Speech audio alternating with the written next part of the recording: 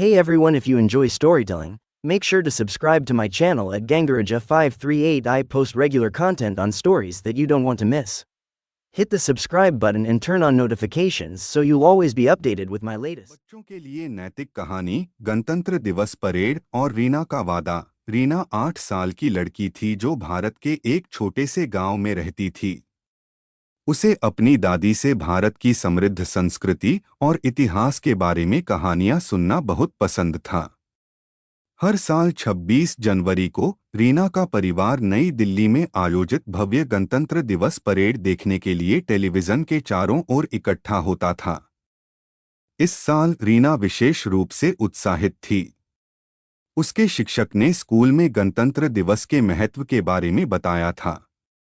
यह वह दिन है जब भारत ने 1950 में अपना संविधान एक सेठ की तरह है जो हमें शांति से एक साथ रहने के तरीके के बारे में मार्गदर्शन करता है। रीना मंत्रमुग्ध थी। दादी, संविधान के नियमों का पालन करने का क्या मतलब है? उसने पूछा। दादी मुस्कुराई। इसका मतलब है सभी के साथ समान व्यवहार करना, निष्पक्ष होना और दूसरों के अधिकारों और कर्तव्यों का सम्मान करना। जिस तरह हम अपने घर को साफ रखते हैं और एक दूसरे की मदद करते हैं, हमें अपने देश के लिए भी ऐसा ही करना चाहिए। गणतंत्र दिवस की सुबह रीना के परिवार ने परेड देखी।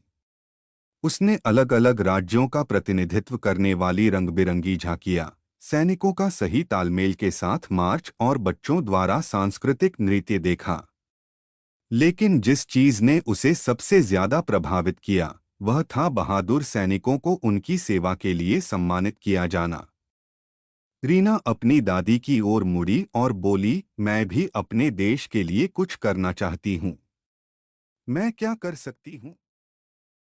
दादी ने एक पल सोचा और जवाब दिया, तुम एक अच्छे नागरिक बनकर शुरुआत कर सकते हो। अपने आसपास की जगह को साफ रखो, जरूरतमंदों की मदद करो और हमेशा सच बोलो। छोटे छोटे काम बहुत बड़ा बदलाव लाते हैं। प्रेरित होकर रीना ने एक वादा करने का फैसला किया। उसने इसे एक छोटे से कागज पर लिखा और अपनी दीवार पर चिपका दिया।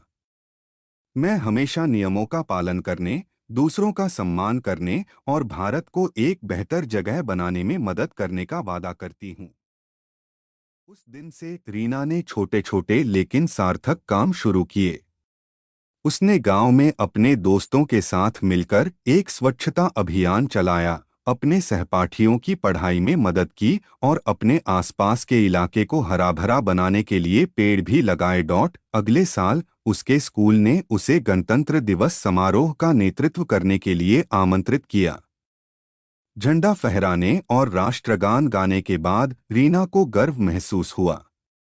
उसे एहसास हुआ कि एक अच्छा नागरिक होने का मतलब सिर्फ बड़े काम करना नहीं है, बल्कि हर दिन कुछ अलग करना है।